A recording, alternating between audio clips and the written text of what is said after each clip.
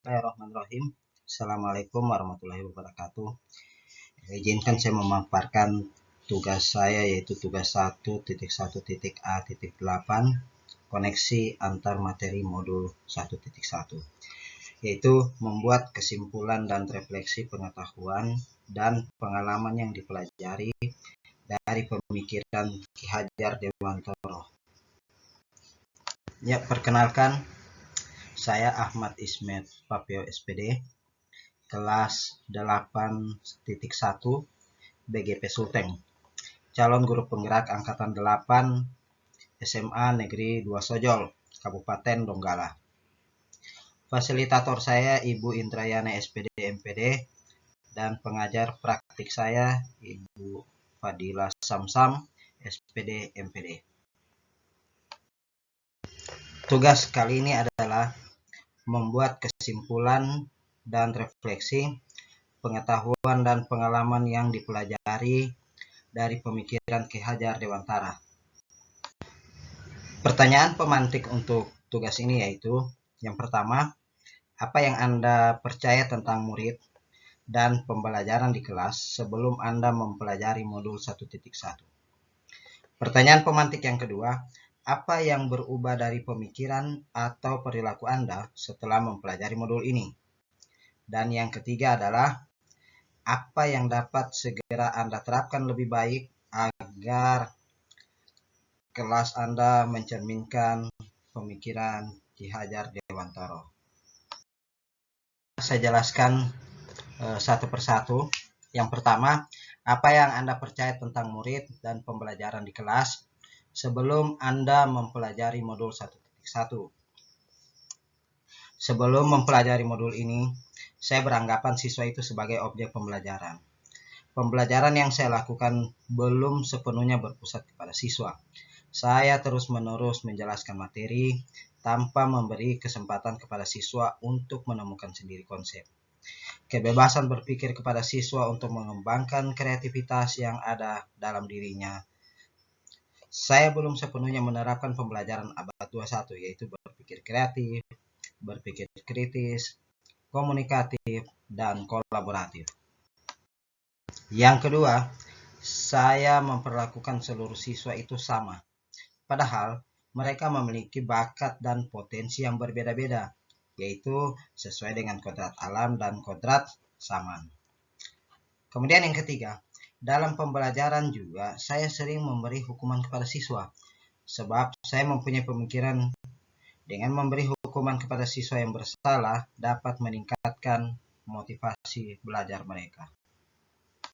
Selanjutnya, untuk pertanyaan yang kedua, apa yang berubah dari pemikiran atau perilaku Anda setelah mempelajari modul ini? Ya, setelah saya mempelajari modul ini, yang pertama itu saya menyadari kesalahan saya selama ini dalam pembelajaran yang tidak berpusat pada siswa. Saya harusnya menilai siswa sebagai subjek pembelajaran. Siswa harus yang berperan aktif dalam pembelajaran.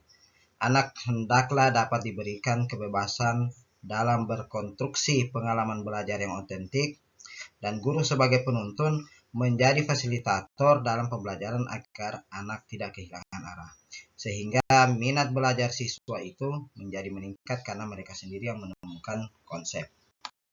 Kemudian yang kedua, saya juga menyadari bahwa siswa itu memiliki minat, bakat, dan kemampuan yang berbeda. Saya harus memperlakukan seluruh siswa sesuai dengan kodrat alam dan kodrat zaman, dengan menciptakan lingkungan belajar yang aman, nyaman, dan kondusif, yaitu melalui penerapan model dan media pembelajaran yang sesuai. Kemudian yang ketiga, dalam pembelajaran, saya sering memberi hukuman kepada siswa. Saya menyadari itu merupakan suatu kesalahan. Saya sebagai pendidik harusnya melakukan pembelajaran yang berhamba pada murid. Saya harus memenuhi semua tuntunan itu yang ditujukan untuk pemenuhan kebutuhan siswa. Selain itu, dalam pembelajaran, guru dalam mendidik juga lebih mengontrol emosi atau memiliki kecerdasan emosional yang baik.